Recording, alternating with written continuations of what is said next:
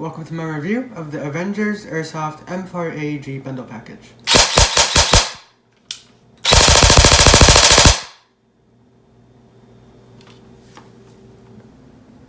Comes in a huge black cardboard box. Really nothing special about it. You know, all just your disclaimer stuff, warning stuff there. Made by S&T. Branded as Avengers Airsoft. Not much to see here. But let's open it up. I have reorganized it. When I came, everything was sort of just scattered everywhere. But I have reorganized it a little bit, so let's take a look at it. This is the bundle package from evic.com, by the way, for those of you wondering. Why is my color temperature so weird? Sorry about that, but we're back. So first of all, it comes with this airsoft sack. I did get this from an evic swag pack, by the way, so full disclaimer. Sorry, not swag pack, box of awesomeness. However, that really does not affect my opinion of this gun.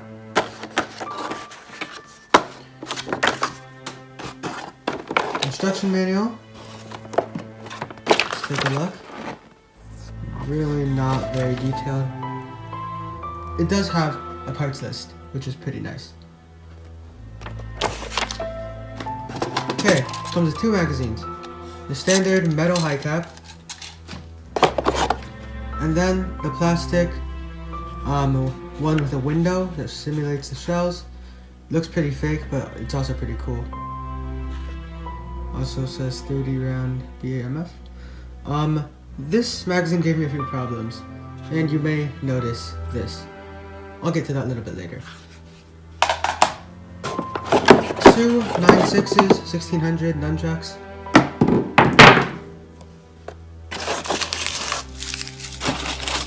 Two packets of the good stuff. One Vulcan smart charger for the batteries. Cleaning cloth for your red dot. The red dot itself with a QD mount. QD? Quick detach? Yeah, I think that's what it's called. And then your bikini style covers for your red dot. And of course, the gun. Now that we've taken a look at what the package comes with, for this particular review, we will actually be looking at only the gun. So the rest of those accessories, for example the red dot, I might do a review of separately. So look out for that. You may have to wait a while though, because as you may have noticed, my uploads have slowed down recently.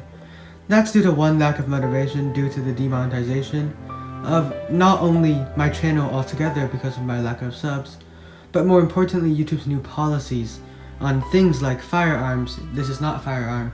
However, it is not unlikely that this will get demonetized if I were to be monetized. And then, of course, school, which is actually a much bigger factor than the lack of motivation. It's way too much stuff to do, not enough time. But I will keep trying on pumping videos out. Let's get back to the review.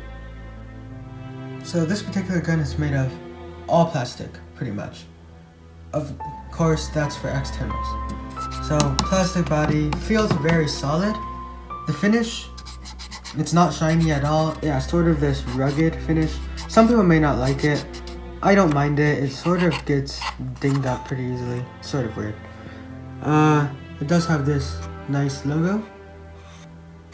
You do have a metal mag release, metal trigger, metal selector, plastic crane stock, plastic grip, plastic carrying handle with metal screws, plastic grips. You do have a metal sight and outer barrel with a pretty nice finish actually, especially the outer barrel. And then a big plastic orange flash hider. Taking a look at the other side, I forgot to mention that the charging handle is metal. You have a metal mock forward assist, metal pins. You do have another logo here. This one is of the US flag. And then you have metal bolt cover. Sling mount is also metal, so is the delta ring, and the mock bolt. I believe is metal. That's it for the externals. Now let's take a closer look at the internals. First off, we have to pop it open. We can accomplish that by popping open these two body pins from the other side. Unlike the real M4, both pins actually do come out fully. And this is actually unlike a lot of other Airsoft AEGs actually. But both pins do come out of the body all the way. And then, you can then pull the upper off the lower completely. It comes with what appears to be a tight bore metal anodized aluminum barrel. It is red, and I think it's aluminum, however I am not sure. That is the inner barrel, of course, and hop-up unit, which is red plastic. From my own measurements, it looks to be about 260 millimeters, give or take maybe 10 or 20 millimeters. Taking a look at the gearbox, we do have a vented red barrel or cylinder, and a red plastic nozzle. It is a full metal gearbox, meaning the gears inside and the outside shell are also full metal, and it does claim to be Lipo ready. The motor is a long type, high torque motor, but the part this gun really shines is not on any of that, but on the trigger. It has a really nice crisp micro switch trigger, and we will see this a little bit more in the firing demonstration.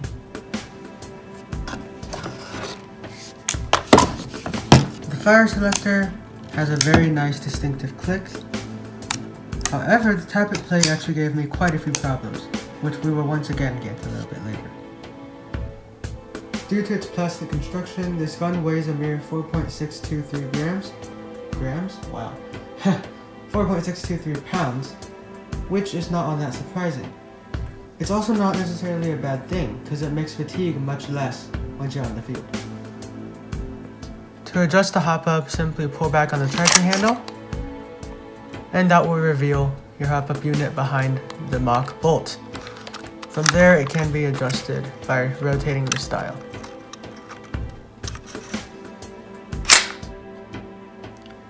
Battery insertion on this gun is quite simple. There are two little tabs right there. You can probably see them.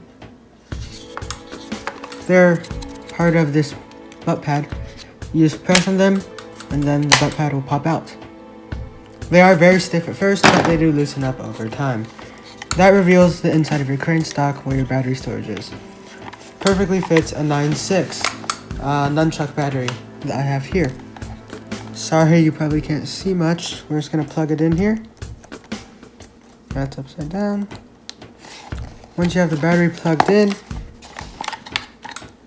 you can simply drop them into their slots and then snap the butt pad back on.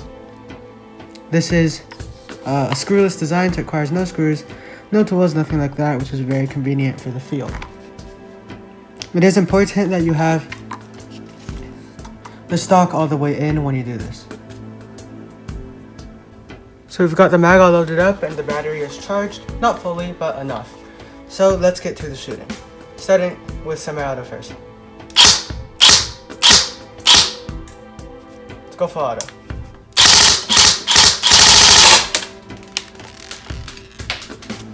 Let's take another look at that rate of fire.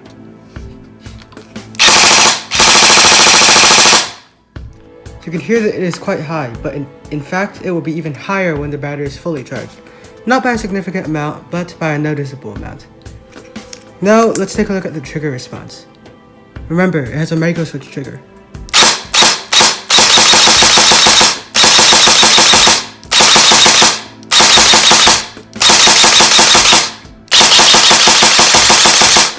Can do it even faster with the third finger. But that trigger response is beautiful. You can see, I'll do it really slowly. And because of this design, it always makes a full cycle. So on full auto, you won't get caught in the middle of a cycle. Two things I forgot to mention: the motor height adjustment is very easy via flathead screwdriver at the bottom of the motor grip. And then, the carrying handle, oops, that's the wrong side, sorry. The carrying handle is removable via these two screws. Removal reveals a nice long rail that you can use for mounting optics, like the red dot included in the box. The carrying handle does also serve as the rear iron sight, which aligns with the front post, just like all other M4s, you can see. And then, of course, the rear sight is adjustable for a big hole, small hole, and it can also be adjusted for elevation and windage. Overall, this is a very nice gun, but before we conclude, let's talk about the two main problems ahead of this gun. First one is a pretty big one. It wouldn't shoot full auto. I had to actually modify the tappet plate myself and actually change the size. So I had to, there's a small bump that flicks a switch, changing full auto, semi-auto. I actually had to make that bump slightly larger so it'd get activated, because previously it was not getting activated. This is quite concerning just out of the factory. Makes me wonder if this is a brand new gun or not. However, there were no signs of obvious wear on it other than that, so I let it pass. However, you know, that's a pretty big problem. Makes me slightly concerned for the quality control over there. Secondly, the mid-cap magazine that came as part of this package deal. The high cap fit fine, but this mid-cap would not fit. It went in and it would just fall right out. So I needed to actually Dremel off part of this to make it so that the mag catch would engage. Now, I actually do not know if that is the fault of the gun or the magazine, so that's inconclusive. However, either way, it still makes me concerned at the quality control because it was still part of the same package.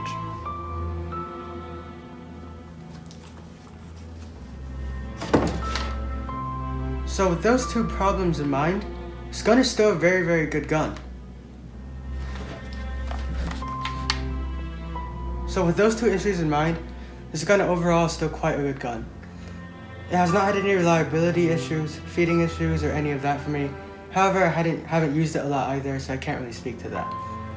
It's been working pretty well for me overall, but I mean, those two problems do take off quite a few points.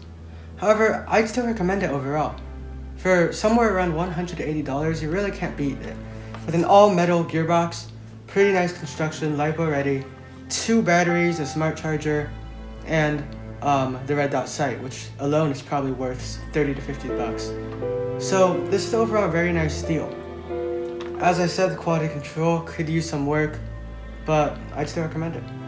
So if you have any questions, be sure to leave them down below if I didn't answer anything. And thanks for watching. I'll see you guys next time.